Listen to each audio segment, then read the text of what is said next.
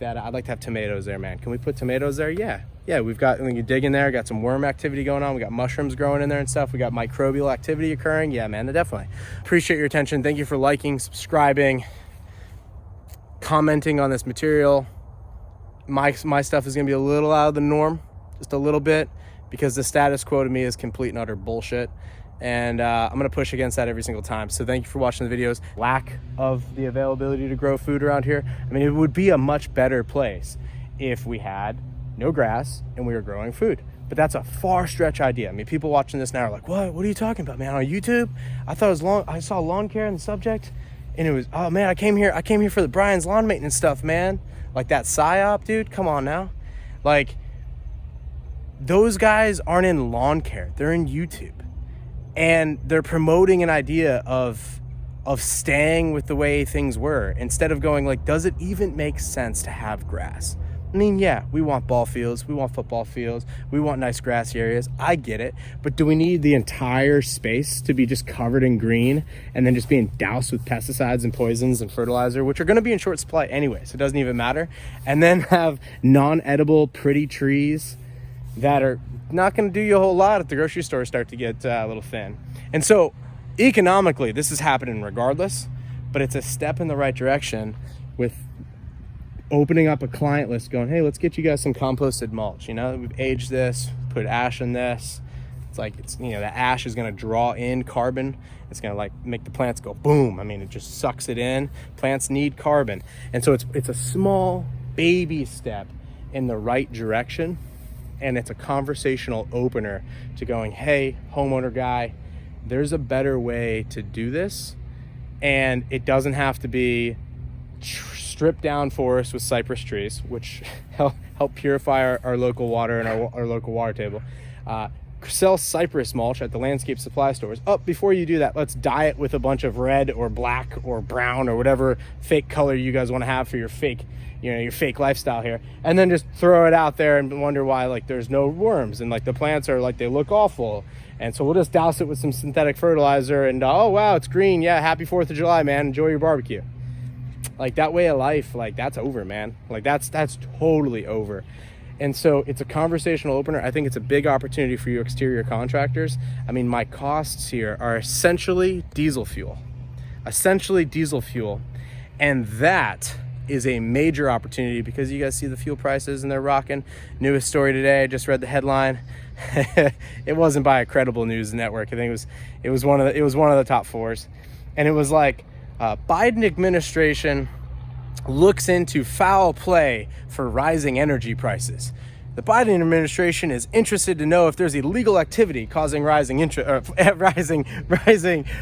prices. Here's the thing: you print trillions of dollars, and oil's denominated in dollars. The price you're going to pay for oil goes up.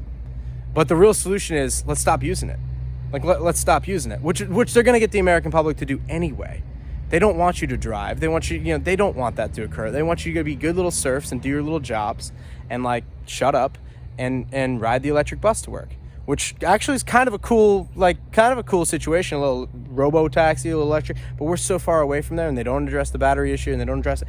But like the real solution here is we can be energy independent and carbon neutral by running biodiesel, but we have to remove the EPA regulations to do it.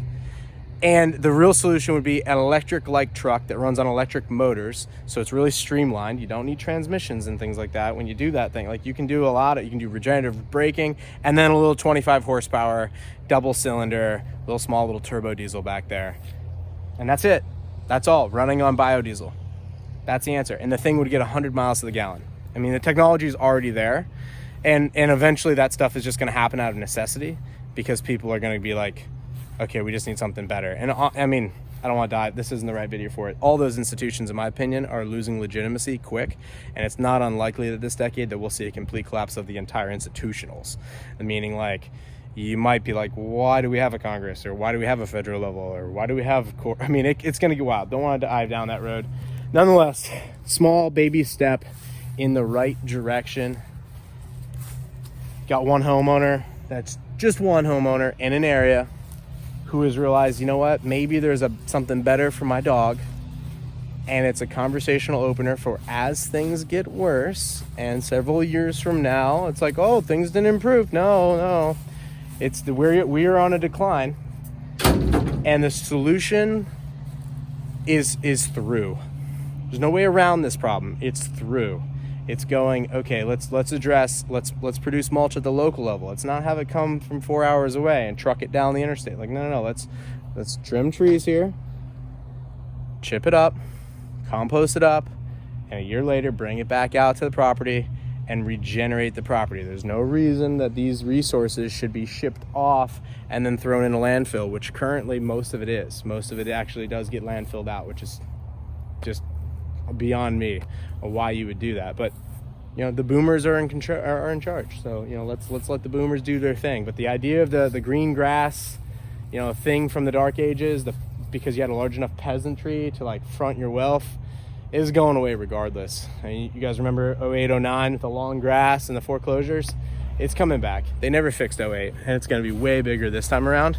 That's not to scare you guys. It's just to say, look, there's mad opportunity, and then the solutions are coming up and solving the problems. Okay, the biggest cost in doing this entire project, everything is net.